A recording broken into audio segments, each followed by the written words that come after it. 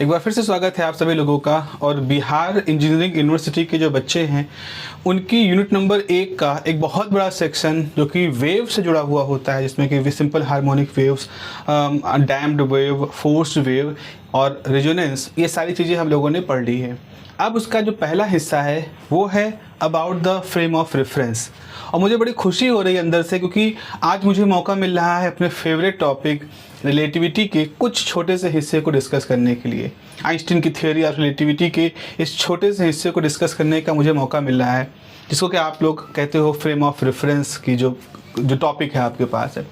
देखो, ऐसा है कि फ्रेम ऑफ रेफरेंस का ये जो टॉपिक है ये बहुत पुरानी बात है। और इसकी जो शुरुआत होती है वो गैलीलियो के ज़माने से होती है। अगर आपको लग रहा हो गैलीलियो कौन थे, तो आप समझ लीजिए जो आपके लिए न्यूटन है, जो आपके लिए आइंस्टीन है। मेरा मतलब है जो जिस तरह से आप मानते हो कि बहुत बड़े वैज्ञानिक थे न्यूटन, बहुत बड़े वैज्ञानिक थे आइंस्टीन, वैसे न्यूटन के लिए गैलीलियो थे।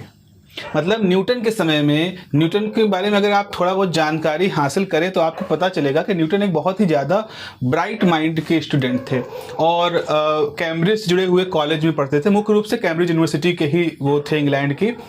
और उनसे पहले, न्यूटन से पहले गैलीलियो ने काफ़ी कुछ काम किया था फिजिक्स की दुनिया में, और वो किताबों में दर्ज था। गैलीलियो ने खुद भी एक डायलॉग, वर्ड डायलॉग करके कुछ इस तरह की किताब एक लिखी थी, जिसमें उन्होंने अपने समय के बहुत अच्छे अच्छे कॉन्सेप्ट दिए थे।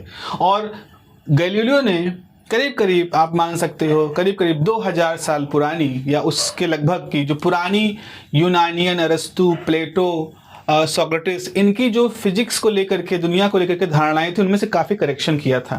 इनर्शिया कॉन्सेप्ट दिया था, ग्रेविटी के बारे में काम किया था। उन्होंने बहुत अच्छे अच्छे काम किए थे, वो सारे काम उन्होंने अपने बुक में लिखे थे। तो न्यूटन के सामने क्या था कि न्यूटन उन किताबों को पढ़ रहे थे। जैसे हमारे यहाँ अभी कुछ साल, 5 साल पहले कोरोना आया और दुनिया लगभग एक तरह से रुक गई थी, अपने अपने घरों में बंद हो गई थी। ऐसे ही जब न्यूटन 15-16 साल के थे, कॉलेज में पढ़ रहे थे, यूनिवर्सिटी में एडमिशन लिया था, तो उस ज़माने में भी एक प्लेग बीमारी का इस तरह से प्रकोप फैला था और सब कुछ बंद करके लोगों को उनके घर भेज दिया गया था, यूनिवर्सिटी शट डाउन हो गई थी। उस दौरान न्यूटन जब आते हैं तो ऐसा माना जाता है कि अपने साथ वो उन किताबों को भी लेके आते हैं, उन स्टडी मटेरियल्स को, उन बुक्स को, नोट्स को भी अपने साथ लेकर के आते हैं जो उन्होंने अपने यूनिवर्सिटी में पढ़ाई कर रहे थे।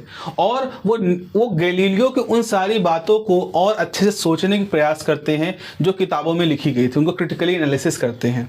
और यहाँ से फिर न्यूटन धीरे धीरे एक नए तरह का डेवलपमेंट अपने ब्रेन में डेवलप पाते हैं। और फिर वो जब दुनिया के सामने रखते हैं तो हम प्रिंसिपिया की बुक आती है और उससे फिर दुनिया जानती है कि मैकेनिक्स, न्यूटन्स लॉ, ये सारी चीज़ें। तो न्यूटन के ऊपर गैलीलियो के उन किए गए कामों का एक बहुत बड़ा छाप थी, बहुत बड़ी छाप थी उनके लिए। बिल्कुल वैसा जैसे मैंने फिर कहा, जैसे आज की डेट में आप आइंस्टीन को पढ़ते हो, आइंस्टीन की कहानियाँ पढ़ते हो, आइंस्टीन के जीवन के बारे में पढ़ते हो, आइंस्टीन के जीवन चरित्र से प्रेरणा लेते हो, उनके काम करने के तरीके, उनके सोचने के तरीके को देखते हो, सोचते हो कि मैं भी ऐसा सोच पाऊँ, मैं भी ऐसा कर पाऊँ। यही स्थिति एक ज़माने में न्यूटन की थी गैलीलियो के प्रति। अब गैलीलियो से हम एक कंसेप्ट की शुरुआत करते हैं। गैलीलियो से हम शुरू करते हैं अपनी बात, रिलेटिविटी की जो शुरुआती बात है। मैं आ रहा हूँ आपके टॉपिक पे आ रहा हूँ, जो आपका टॉपिक है फ्रेम ऑफ रेफरेंस। वो मुझे मालूम है मुझे वहाँ तक जाना, लेकिन थोड़ा सा बैकअप समझ लें। बहुत इंटरेस्टिंग चीज़ है ये, मुझे तो बहुत इंटरेस्टिंग लगती है। उम्मीद करता हूँ कि आपको भी मैं बता पाऊँ, आपको भी इंटरेस्टिंग लगे। देखो, ऐसा है कि गैलीलियो से पहले एक और वैज्ञानिक हुए हैं दुनिया में, कोपरनिकस। कोपरनिकस का क्या था? कोपरनिकस ने एक थ्योरी दी थी। कोपरनिकस से पहले ये माना जाता था कि इस पूरे सौर मंडल या ब्रह्मांड में पृथ्वी केंद्र पे है, सूर्य उसके चारों तरफ चक्कर लगा रहा है। लेकिन कोपरनिकस ने इसका उल्टा किया। उन्होंने कहा कि नहीं, सूर्य केंद्र में है और पृथ्वी और ऐसे ग्रह उसके चारों तरफ चक्कर लगा रहे हैं। शुरुआती चीज़ है। जो गैलीलियो थे वो इस थ्योरी को और ज़्यादा स्ट्रांगली सपोर्ट करते थे, क्योंकि बहुत दुनिया में मान्य नहीं था, हर कोई नहीं मानता था कि हाँ पृथ्वी चक्कर लगा रही, बड़ी मुश्किल से मनवाया गया था। तो गैलीलियो इसको सपोर्ट करते थे। अब जब गैलीलियो से सपोर्ट करते थे तो लोगों ने गैलीलियो से पूछा कि अच्छा आप बताओ, अगर पृथ्वी गति कर रही है तो हमें महसूस क्यों नहीं होता गति कर रही है? अगर आप कहो पृथ्वी घूमती है अपनी एक्सिस पे, तो हम क्यों नहीं महसूस कर पाते कि पृथ्वी घूमती है? अगर वो चक्कर लगा रही है सूर्य के चारों तरफ, तो हमें क्यों नहीं महसूस होता उसका वो चक्कर लगाना, हम क्यों नहीं महसूस कर पाते? सवाल वाजिब सा था। और इसके जवाब में गैलीलियो एक बहुत ही फेमस अपना एक एग्जाम्पल देते हैं, जिसको गैलीलियो शिप एक्सपेरिमेंट कहते हैं, एक काल्पनिक एक्सपेरिमेंट कहते हैं। उस समय चूंकि पानी के जहाज ही सबसे बड़ी टेक्नोलॉजी थी, उसी के बारे में उन्होंने बात की। उन्होंने कहा कि अगर आप एक पानी के जहाज में हैं और आप मान लीजिए इस पानी के जहाज के अंदर केबिन बने हुए हैं, आप उस केबिन के अंदर एक कुर्सी पर बैठे हुए हैं, आप आराम से बैठे हुए हैं। पानी के जहाज अभी रुका हुआ है। केबिन में आपके सामने मेज पर एक कांच का बर्तन रखा है, इसमें मछली, आपकी फेवरेट मछली तैर रही है। यहाँ पर कुछ तितलियाँ आपने छोड़ रखी हैं जो इस पूरे केबिन के अंदर घूम रही हैं। ऐसे ही आपने अपने सजावट के सामान इसके अंदर रख रखे हैं और आप बहुत ही सुखपूर्वक उस कमरे में हैं। अचानक से अगर ये जहाज जो है, पानी का जहाज, अगर पानी में चलना शुरू कर दे, ठीक है, मान लीजिए बीच में आप सो गए थोड़ी देर के लिए और उस दौरान पानी का जहाज चलना शुरू कर चुका है। तो जब पानी का जहाज चलना शुरू कर चुका है तो आप ये समझिए कि बहुत अच्छा जहाज है, कोई हिचकोले नहीं हो रहा है, समुद्र शांत है, कोई इंजन की आवाज़ नहीं आ रही, आपका केबिन साउंड प्रूफ है। अगर ये सारी चीज़ें हैं तो जब आप सो के उठोगे तो आप अपने कमरे के अंदर ऐसी किसी भी चीज़ को देख के ये नहीं कह सकते, ऐसा कोई भी इफेक्ट आपको कमरे में ऐसा नहीं दिखाई पड़ेगा जो इस बात का संकेत दे आपको कि आपका जहाज रुका हुआ है, कि आपका जहाज चल पड़ा है। बशर्ते वो जो जहाज है उसकी जो गति है वो कांस्टेंट होनी चाहिए। अगर ये पानी का जहाज बिना हिचकोले लिए, बिना मुड़े, एक सीधी रेखा में चलता चला जा रहा है, इसकी वेलोसिटी फिक्स है, तो आप कमरे के अंदर बैठे बैठे आप ये बिल्कुल पता नहीं लगा सकते हो कि ये जहाज चल रहा है या रुका हुआ है।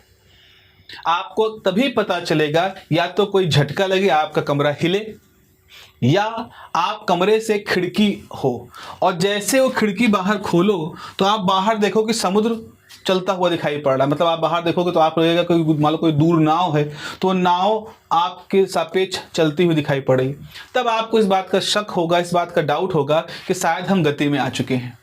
ये गैलीलियो का एक थॉट एक्सपेरिमेंट था और इस बात से गैलीलियो काफ़ी हद तक ये सिद्ध करने में कामयाब हो गए कि इसी तरह का हाल हमारा पृथ्वी का भी है। वो चल रही है, वो अपनी एक्सिस पे भी चल रही है, अपनी धुरी पे भी घूम रही है और सूर्य के चारों तरफ भी घूम रही है, लेकिन इसके बावजूद भी क्योंकि इसकी वेलोसिटी, उसका जो रेट ऑफ मोशन है वो कुछ इस तरह से है कि हमारी स्थिति उसी पानी के जहाज के अंदर बैठे हुए, कमरे के अंदर बैठे हुए इंसान की तरह से है, जो इस कमरे में बैठे बैठे ऐसा कोई प्रयोग नहीं कर सकता जिससे वो इस बात का पता लगा पाए कि उसका जहाज रुका हुआ है या एक कांस्टेंट वेलोसिटी से चल रहा है।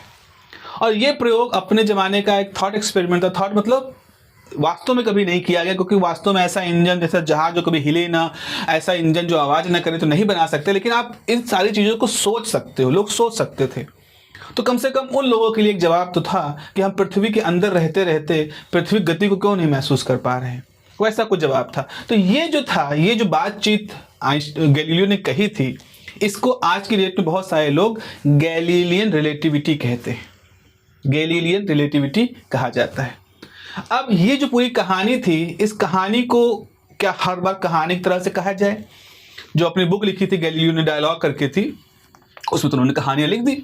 गणित उस समय उस तरह से विकसित नहीं हुई थी, ज्योमेट्री वगैरह थी, और ज्योमेट्री का गैलीलियो ने इस्तेमाल किया था अपने समय में। लेकिन इसको कैसे कहा जाए? उसके बाद जब गैलीलियो, जिस साल उनका स्वर्गवास होता है, उसी साल दुनिया में न्यूटन पैदा होते हैं। जगहें अलग अलग थी, लेकिन संयोग देखिए, जिस वर्ष न्यूटन पैदा होते हैं उसी वर्ष गैलीलियो दुनिया को अलविदा कह चुके होते हैं।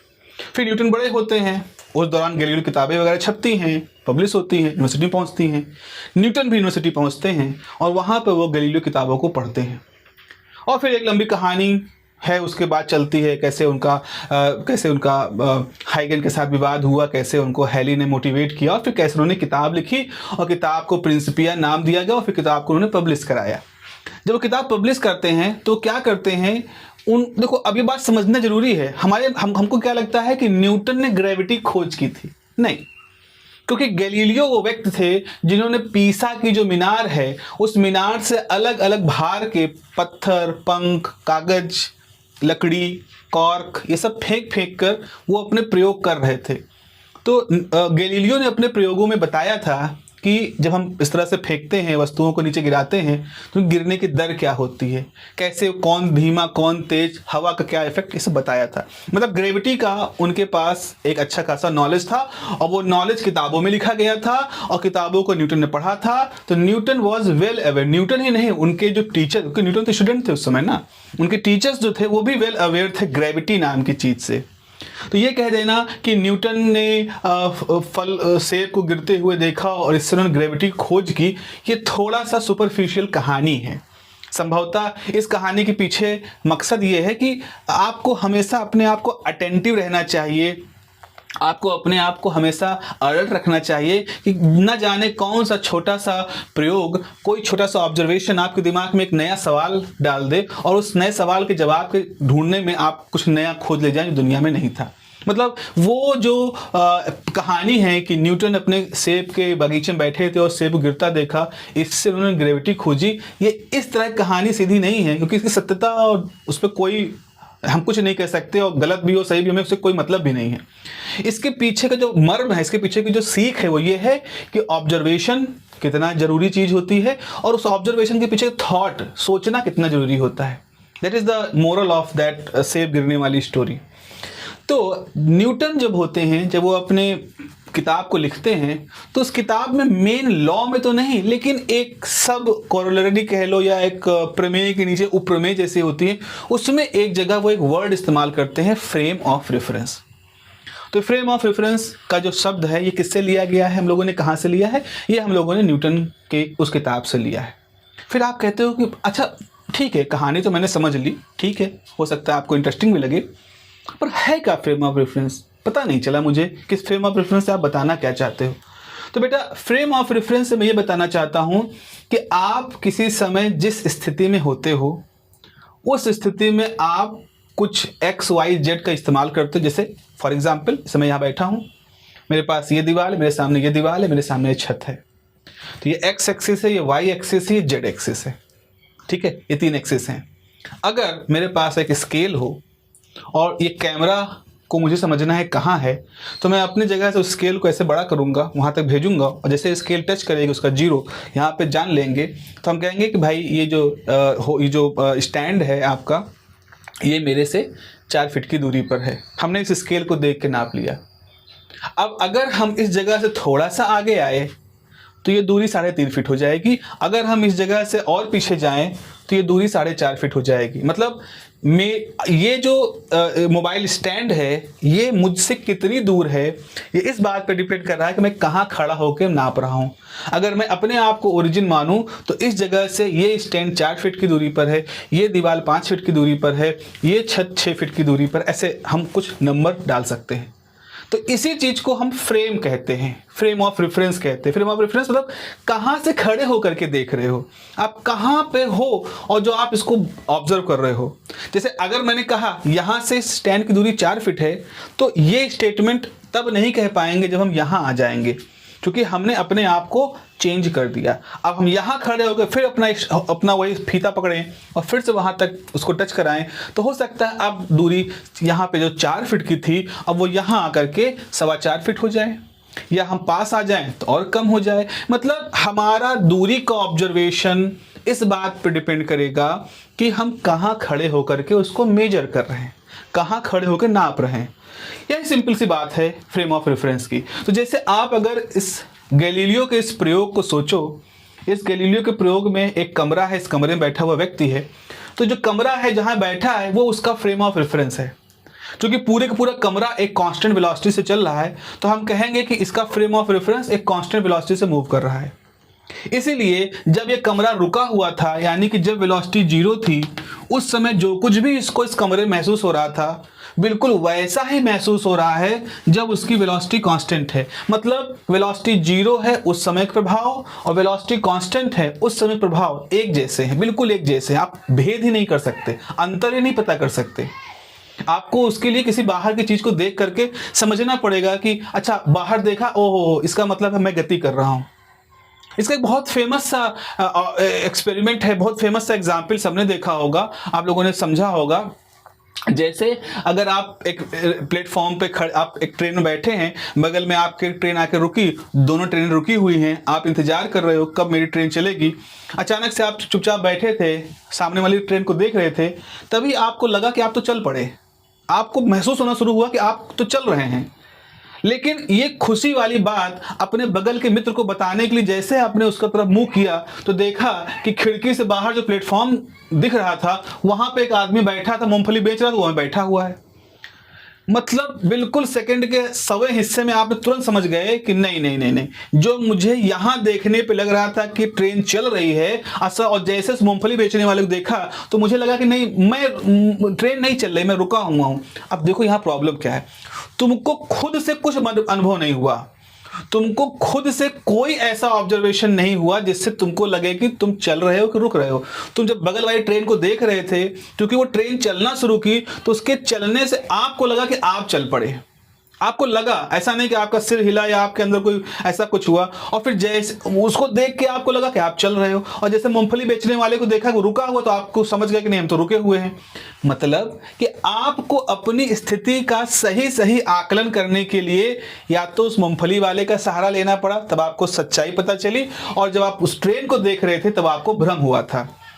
तो यहां पर ऐसा होना तो ये चाहिए, अगर मैं चला हूं तो मुझे खुद महसूस होना चाहिए ना, मेरे पास ऐसा कुछ होना चाहिए जिससे मुझे पता चले कि हाँ मैं चल पड़ा हूं। तो ये सारे ऑब्जर्वेशंस जो होते हैं ये इसी फ्रेम ऑफ रेफरेंस और रिलेटिव मोशन के साथ जुड़े हुए हैं। अच्छा, ये तो बात हो गई, इससे कैमरा मेरा रुका हुआ है, तो ये तो बात स्थिर है, तो हम जिस भी टाइम पे मेजर करेंगे, जैसे अगर अभी समय 8 बजे हैं, 8:10 पे हमने मेजर किया, स्टैंड यहीं पे रहेगा, हम यहीं पे खड़े रहे, बैठे रहे, 10 मिनट बाद फिर से मेजर करें, फिर से यही मिलेगा। लेकिन सोचो, और कोई चीज गति कर रही है, कोई चीज चल रही है, इस समय इस कमरे के अंदर मूव कर रही है, धीरे धीरे मूव कर रही है। तो जब वो यहाँ थी तो मैंने उसको मेजर किया तो वो 2 फीट की दूरी पर थी, 10 मिनट बाद वो यहाँ पहुंच गई। तो अब मेजर कर रहे हैं, हम अपनी जगह पे खड़े हैं, क्योंकि वो वस्तु दूर जा रही है, तो हमने अब उसको मेजर किया तो वो 4 फीट की दूरी पर चली गई, थोड़ी देर बाद 6 फीट की दूरी पर चली गई। तो अब हम जब रिजल्ट बताएंगे आपको इस बॉल के बारे में, इस ऑब्जेक्ट के बारे में, तो हमको सिर्फ दूरी नहीं बतानी पड़ेगी कि भाई 2 फीट, 4 फीट, 6 फीट, हमको समय भी बताना पड़ेगा कि 8:15 पे यहाँ 2 फीट की दूरी पर, 8:25 पे 4 फीट की दूरी पर, 8:35 पर 6 फीट की दूरी पर। तो यानी कि अब अगर एक कोई चीज मूव कर रही है और आप कहीं एक ऑब्जर्वर की तरह से हो जो नाप जोक कर रहे हो, और आप किसी ऐसी जगह पे खड़े जिसको आप 0-0 मान रहे हो, तो 0-0 की पोजीशन से वो वस्तु किस दूरी पर थी, यानी पोजीशन क्या थी, और किस समय पे थी, और टाइम क्या है, दोनों को आपको बताना जरूरी हो गया। तभी आप उसकी सही स्थिति को बता पाओगे, उसकी सही जानकारी आप दे पाओगे कि कब है, कहाँ है और कब है, कहाँ है और कब है। क्या आप जब रेलवे में लोकेशन चेक करते हो तो क्या यही चीज़ नहीं देखते हो? जैसे मान लीजिए आपको Lucknow Charbagh station, Lucknow railway station पे जाना है, आपकी गाड़ी कलकत्ता से आ रही है, तो आप जब उसका स्टेटस देखते हो तो वहाँ पे आपको 2 चीज़ें दिखाई पड़ती हैं, ध्यान से समझिएगा। एक तो डिस्टेंस कितनी दूर है आपसे, और दूसरा कितने बजे और कहाँ पर रुकी, कहाँ चली। अगर वो खाली आपसे कहे कि आपकी ट्रेन, खाली एक डाटा आए कि ये ट्रेन चली थी, मतलब एक कि आपसे सिर्फ 600 किलो, आपसे केवल 60 किलोमीटर दूर है, आपसे केवल 100 किलोमीटर दूर है, टाइम ना बताए, तो आप बहुत ही ज़्यादा अश्योर नहीं हो गए कि कितने समय हम जाएं कि हमें प्लेटफॉर्म पे कम इंतजार करना पड़े। तो आप वहाँ टाइम देखते हो, अभी टाइम हुआ है 8 और ट्रेन हमारी 60 किलोमीटर दूर है, तो आप सोच सकते हो कि ट्रेन अगर वहाँ से चल पड़ी है तो 10 मिनट में पहुँच जाएगी, हम भी ट्रेन को पकड़ने के लिए अपने घर से ऐसा निकले 10 मिनट के अंदर वहाँ पहुँच जाएं। 2-4 मिनट आगे पीछे होगा तो वहाँ पर वेट कम करना पड़ेगा। तो आपको पोजीशन की जानकारी और समय की जानकारी दोनों की आवश्यकता होती है। तो इसका मतलब जब हम फ्रेम ऑफ रेफरेंस डिफाइन करना चाहें, मतलब एक ऐसी स्थिति जहाँ से हम कोई ऑब्जर्वेशन लेते हैं, तो हम इस बात को भी अपने दिमाग में रखें कि हमें पोजीशन के बारे में बताना है और हमें साथ ही साथ टाइम के बारे में बताना है। तो पोजीशन को अगर स्पेस कहें और टाइम को टाइम ही कहें तो हम स्पेस टाइम की जानकारी की बात कर रहे हैं। स्पेस भी मतलब XYZ भी, और टाइम तो टाइम ही होता है। तो इस तरह से फ्रेम ऑफ रेफरेंस की आवश्यकता पड़ती है जब भी आप कोई ऑब्जर्वेशन लेते हो और कहीं बता रहे हो अपना ऑब्जर्वेशन। आपको बताना पड़ेगा आप कहाँ हो। जैसे एक बिल्डिंग है, सपोज एक बिल्डिंग है, बिल्डिंग सामने खड़े हो, किसी ने आपको टास्क दिया कि जाओ बिल्डिंग में कितनी खिड़कियाँ गिन के आओ। अब आप बिल्डिंग के फ्रंट पे खड़े हो, देख रहे हो, आपको बिल्डिंग के फ्रंट में 25 खिड़कियाँ दिखाई पड़ रही हैं। आप गए, आपने कहा कि इस होटल में 25 खिड़कियाँ हैं, तो क्या आपकी बात सही होगी? नहीं सही होगी।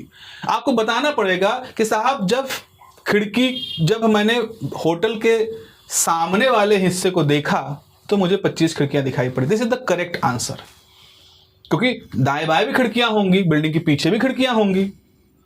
तो आपको अपने रिजल्ट बताते समय इस बात को भी बताना पड़ेगा कि आप अपना रिजल्ट कहां पे खड़े होकर के देख रहे हो। तो किस पोजीशन में खड़े होकर देख रहे हो, किस जगह पे खड़े होकर देख रहे हो। मोटे मोटे तौर पर इन्हीं सबको थोड़ा वैज्ञानिक तरीके से फ्रेम ऑफ रेफरेंस कहा जाता है कि आप किस फ्रेम ऑफ रेफरेंस से खड़े होकर देख रहे हो।